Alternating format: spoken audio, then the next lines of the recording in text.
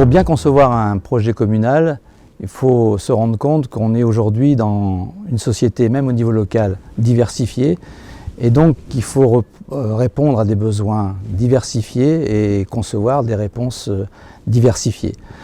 Moi aujourd'hui, je pense que pour tout type de projet à l'échelle communale ou intercommunale, il faut passer par 6 têtes de chapitre, 6 points qui me semblent importants. Le premier, c'est de répondre à des services correspondant aux demandes de toutes les générations.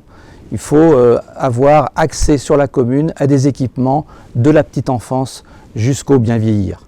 Le second qui va avec, c'est concevoir de l'habitat diversifié. C'est parfois pas facile, notamment en milieu rural, d'inclure des formes d'habitat social dans les formes d'habitat majoritaires d'accession à la propriété, mais c'est important d'avoir des petits logements, des grands logements, des logements en location, des logements en accession. C'est très important aujourd'hui en matière de réponse aux besoins locaux et de réponse en matière d'attractivité.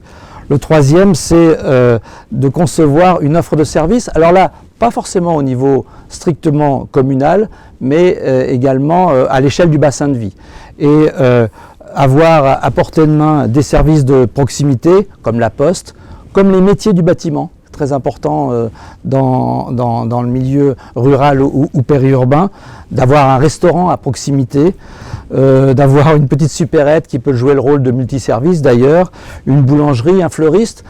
Voilà, c'est peut-être une liste à l'après-vert, mais il y a aujourd'hui des types de services qui sont absolument nécessaires pour ne pas avoir recours forcément à ce même type de service qui existe en ville, bien sûr, de manière automatique. Ça, c'est un bloc, l'offre de service, qui me paraît aujourd'hui constitutive de la bonne vie en milieu rural, en milieu périurbain et dans les quartiers urbains également. Et puis, il y en a un quatrième, c'est s'intéresser aux demandes de mobilité. Aujourd'hui, c'est fondamental. La mobilité à la fois qui existe déjà, les formes de mobilité qui existent déjà, comment gagner de mon village, de mon bourg-centre, de ma commune, la gare la plus proche, et comment collectivement on s'organise pour le faire, mais aussi concevoir sur place une offre de mobilité tout à fait moderne, et c'est une source d'innovation permanente. C'est aujourd'hui indispensable parce que c'est une condition d'insertion des jeunes dans la société ou de ceux qui n'ont pas les moyens, en milieu rural ou en milieu périurbain, de s'offrir une deuxième voiture ou même d'avoir accès à un moyen autonome de mobilité.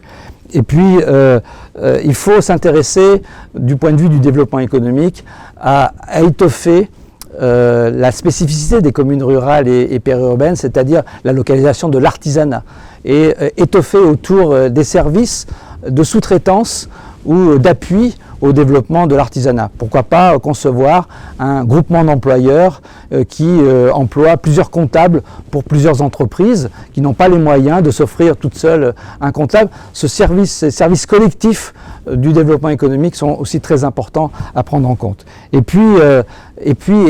c'est pas le moins important, concevoir des espaces publics ou de nouveaux espaces publics aussi en milieu rural et sur les communes rurales et périurbaines. Par exemple, concevoir un lieu de rassemblement des jeunes, avoir du goût pour l'aménagement de son espace public sous forme de bancs, sous forme de cohabitation entre la déambulation rapide ou lente. Tout ça, c'est important, et le trait commun, c'est la mobilisation de la citoyenneté, des gens, des habitants, des navetteurs, des gens qui viennent même ponctuellement dans la commune, pour savoir comment, avec eux, tous ces points que je viens de citer, les aménager au mieux et au plus près des besoins de la commune. On ne donne pas des recettes toutes faites, on donne des points d'entrée là, et à l'intérieur desquels il y a toute l'inventivité possible pour les acteurs, élus, habitants, citoyens, pour s'approcher au mieux des besoins exprimés. En quelque sorte, moi j'ai un peu 3 mots-clés en termes de projet communal ou de projet territorial à promouvoir: diversification, coopération, mobilisation. Diversification parce que, vous le voyez bien, Il faut à la fois, pour répondre à des besoins de plus en plus diversifiés dans nos sociétés contemporaines, articuler plusieurs politiques publiques entre elles. De l'habitat, avec de l'équipement, avec de l'offre de services, et tout ça dans un cadre où on régénère la citoyenneté.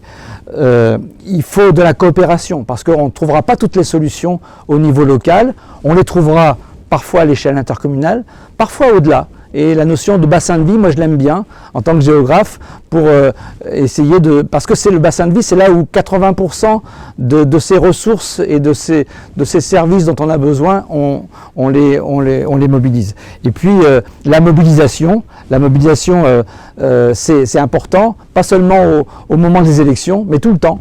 Il y a de multitudes de sujets qui, en fait, ne sont pas immédiats en termes de solutions et qui nécessitent d'avoir en permanence la nécessité de recueillir les avis des uns et des autres.